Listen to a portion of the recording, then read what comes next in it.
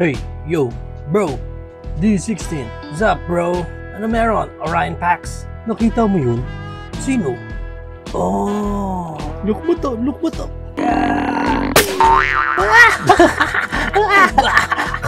Ako naman, ako naman.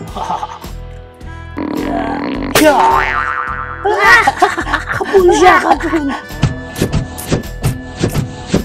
Pinagtitripan niyo ba akong dalawa? Siya may kagagawa nun.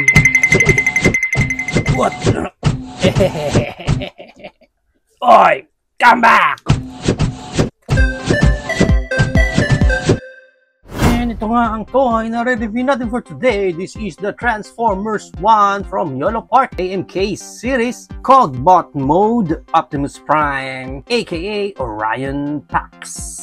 Pag binili natin siya ganitong klaseng packaging, meron siya sarap, ang ganda ng cover niya dyan. And sa likod, doon nakalagay yung iba pang kasama niya dito sa series ng line ng YOLO Park na to. Meron din siya dito instructions na and yung mga kasama doon sa loob ng box natin. Sa side niya, ganyan ang itsura niyan. And sa likod, and sa ibabaw, ganyan ang itsura niyan. And sa ilalim, yan naman yan. Ang kinaganda dito sa packaging ngayon ng YOLO Park is that may window na sila. Na kung saan may mga obligatory product shot dito ng ating mismong model kit. And dito sa baba, nandito na mismo yung ating figure na kung saan naka-disassemble pa na mas maganda nga kasi makikita mo na yung mga parts niya. There was an issue sa mga first release ng mga AMK series na kung saan may mga kulang na parts or mali yung mga parts, parehong right foot, parehong left hand. So, at least dito, pwede mo na silang agad ma-i-check.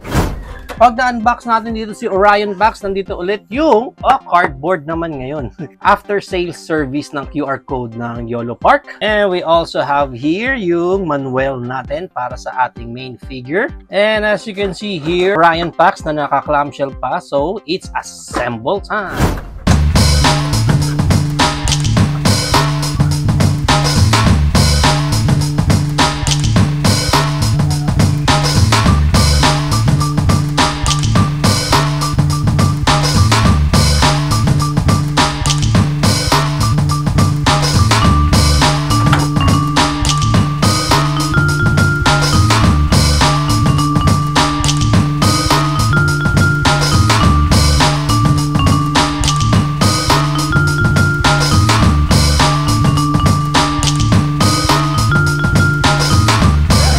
So, buo na natin dito si Orion Pax, aka Optimus Prime. Lagay muna natin siya dyan dahil may mga naiwan pa tayo ditong mga accessories sa ating clamshell. First is may mga alt hand siyang kasama dito. Meron siyang open palm and malambot ulit yung mga fingers nila dito. Parang rubberized na. Meron siya dito nung nakasaludo or Reagan ba yan? Duo Reagan. Basta ganyan yung picture nung kamay na yan. Yan. And then may kasama din siyang close fist dito na kamay. Dalawa to eh. Dalawa yan. Left and right. Pero yung kinabit ko dito sa kanya is yung gun wielding niya na hands na pwede mo ipeg dyan and then yung isa open palm. Yung isa pa niya accessories dito is yung kanyang bang bang. Itsura nung bang bang niya. Maganda rin ah. Medyo kulang lang sa kulay. Sana nagdagdag pa sila ng konting color pa dito. Para aesthetically mas maganda lang sana yung gun rather than gray and silver lang color dito ng pinaka-barrel niya. So let's move right along na dito kay Orion Pax. Check muna natin yung pinaka-details niya. Maganda rin ah. Maganda. Actually sa camera maganda siya. And also yung experience ko sa pag-assemble sa kanya, hindi ako nahirapan. Hindi na ako tumingin sa ating manual. As is lang siya. Hahanapin mo lang yung mga parts na yon kung saan mag-fit and then madali lang siyang buuhin. Wala ako na-experience na medyo mga loose parts sa kanya. Everything fits perfectly sa mga pegs niya. Now yung pinaka-itsura dito ni Orion Pax. Maganda yung itsura niya. Although first impression ko sa kanya, yung color niya. Yung red niya parang medyo dull, yung pagka-red niya. Yung blue sa akin kulang pa eh. Pero okay na. I wish na mas gumamit sila ng mas matingkad pa na red. Although sa camera, yan, nakikita natin ngayon, okay naman yung color niya. Pero in person, parang medyo nadadarkan ako masyado. Anyway, check pa natin iba pa niyang details. Yan yung face ni Orion Pax dyan. Ganda. Ang ganda rin nung face niya dyan. Sa front. Yan ang itsura niya. Like sa side.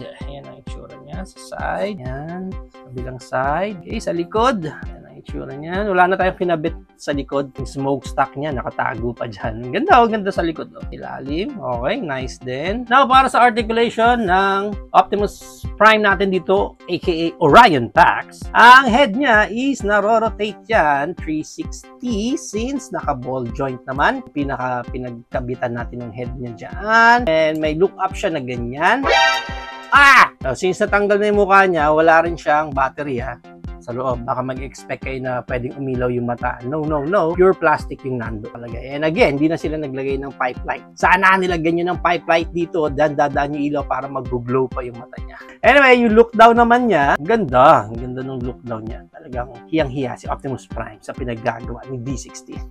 And then, yung sa shoulder niya, ito yung kanyang arms wide open. Yan, meron siyang quid moment, which is good. And yung shoulder pad niya, basta pwede mong ma-move up and down itong shoulder pad niya. Although, natatanggal itong part na to pag sinagad mo. Tumatama na kasi siya doon sa part na yon.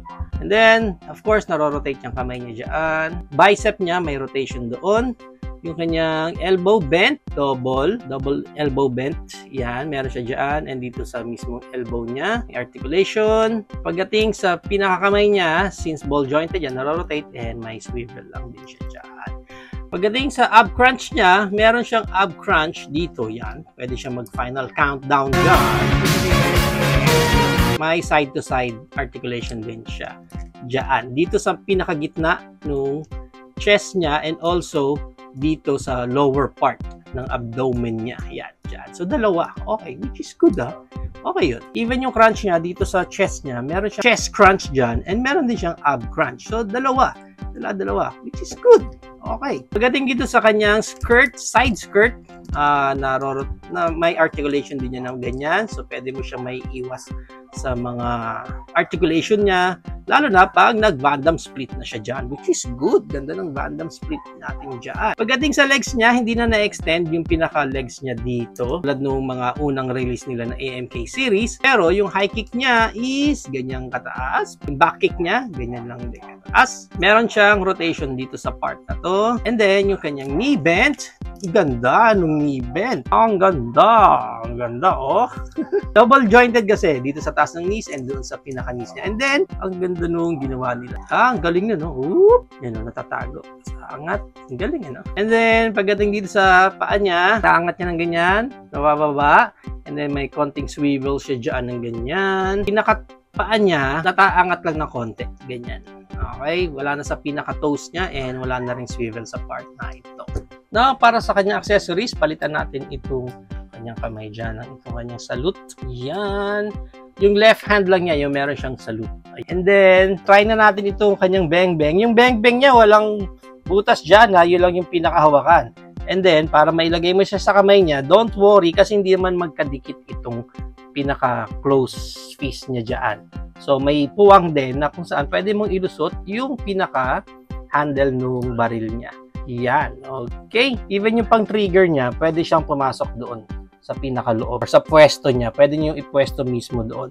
Ang pangit lang dito sa kamay niya is pag hawak niya yung baril niya, yan, nakaganyan, nakatagilid. Kasi wala, nakaharang itong pinaka-part na to Pag nilagay mo siya, yung beng-beng niya doon, pero para mailagay mo yan, kailangan mong i-bend yung kamay niya ng paganyan. There's no way na ma-straight mo itong kanyang kamay. Tatales pa ganyan yung hawak niya. Medyo okay, pero pag tiningnan mo siya straight, medyo awkward yung pagkakahawak niya lang sa beng-beng niya. And pag tinanggal natin yung sa chest part dito ni Orion Pax, ayan, natatanggal kasi. Makikita mo, nandun yung matrix of leadership niya. Pero hindi siya natatanggal. Painted na sa gitna mismo nung katawan niya, itong pinaka matrix of leadership niya. Nandun na siya talaga, okay? But at least, nagdagdag sila ng feature na ganun. Now, para sa height ng Optimus Prime, Orion Pax natin dito, ang height niya is around 8 inches din siya. Maganda niyan, i-compare pa natin siya sa kanyang bestie na si D16 aka Megatron. And of course, pasok natin ang ating AMK Pro Series na G1 Optimus Prime. Mas matangkad talaga si Orion Pax sa kanya. Ang ating AMK Pro Series na si Megatron. Bumblebee Rise of the Beast. AMK Series din na si Scourge. Jinbao Megatron. War for Cybertron Quintesson Judge. And ang ating War for Cybertron Jetfire. So yan ang ating high comparison. If you are planning to buy these Orion Pax from Yolo Park AMK Series Transformers 1, ang price niya sa mga local toy stores natin is 1,699.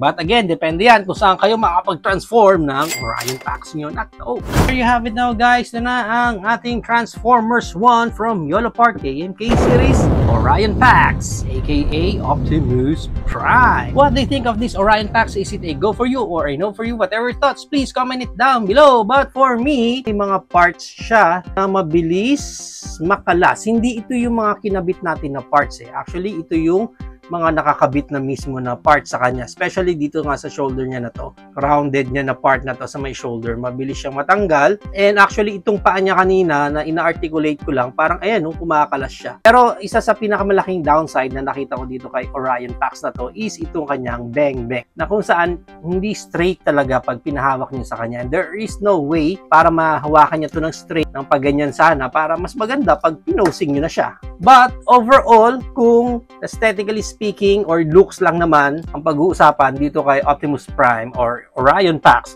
maganda yung pagkaka-execute sa kanya. Ang ganda rin ng details niya dito, kahit na medyo nakukulangan ako sa color niya, medyo dull sa akin yung pagka-red niya, even yung blue niya. I think kung ginawa nila tulad nung kay Megatron, kasi dito kay Megatron kumikinang niyo, di ba? Ayan o, ang laki ng difference sila.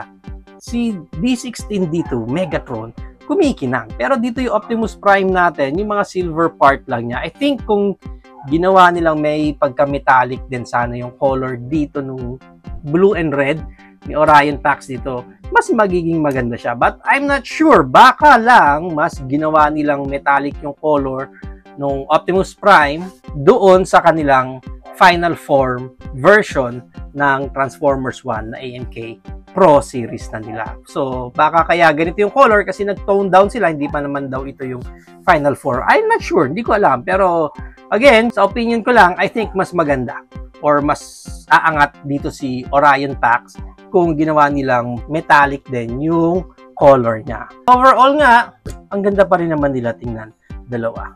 These two, for me, definitely is for keep. Kasi imagine niyo finally naglabas ng version ng Optimus Prime and Megatron na hindi pa yun yung pinaka-final version nila. It's like parang nasa middle itong version nila na to eh. Kasi hindi ito yung mismong Orion Pax na cogless pa. Yung Megatron na wala pang cog, hindi ito eh. May isa pang lower version. So, nasa middle itong mga robots natin na to. So, definitely, ang ganda nito kung isasama mo sa collection mo. Kasi parang bihira ka makakuha ng ganitong klaseng version ng Optimus Prime and Megatron.